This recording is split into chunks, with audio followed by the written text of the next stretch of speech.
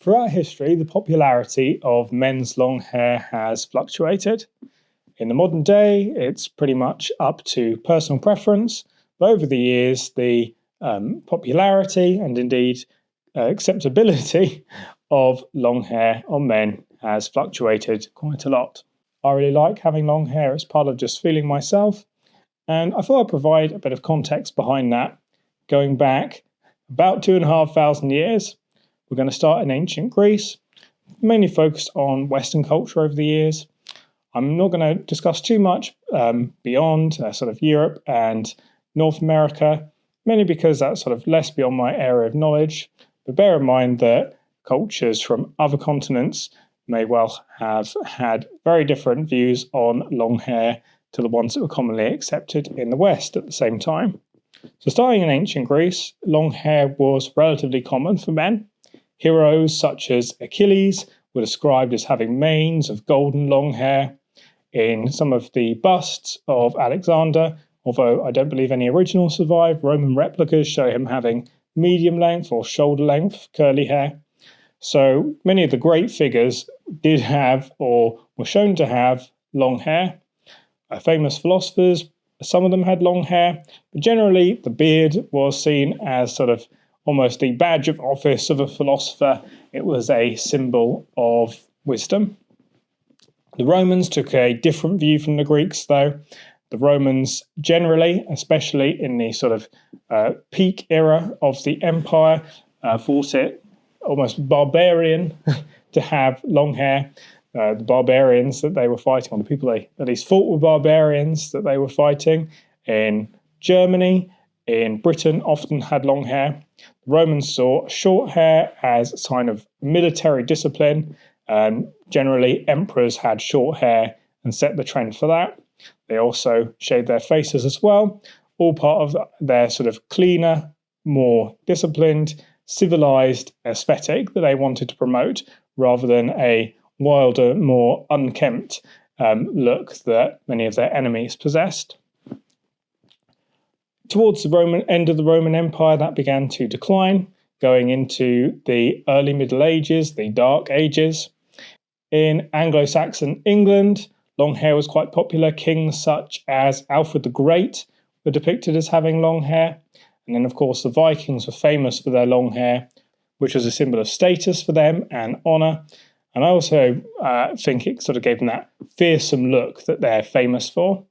Across the Channel, the Merovingian kings also had long hair as a symbol of status, and if a king was deposed, he would be forced to cut his hair as a result of losing his office.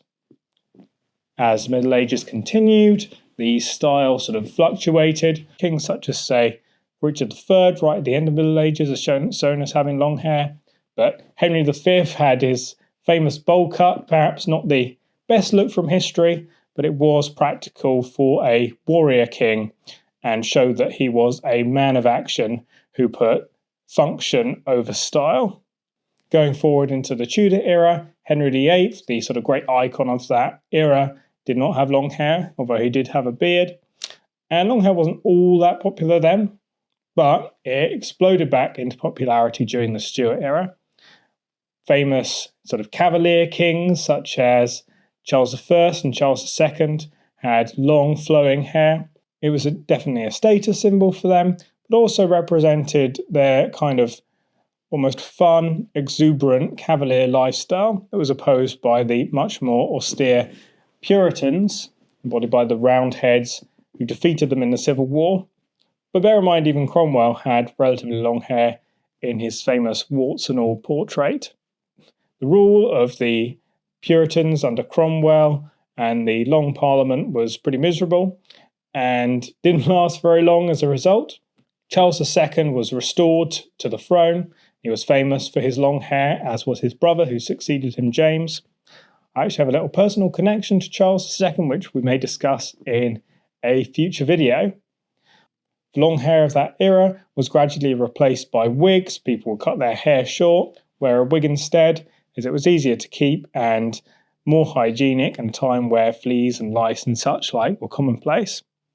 As society shifted with events such as the American Revolution and the French Revolution, the wig went out of fashion. And there was a period called the Great Male Renunciation, where style became much more simple and less ostentatious, at least by the standards of the day. And going into the Victorian era, men tended to wear more simple suits and keep their hair shorter than in previous centuries.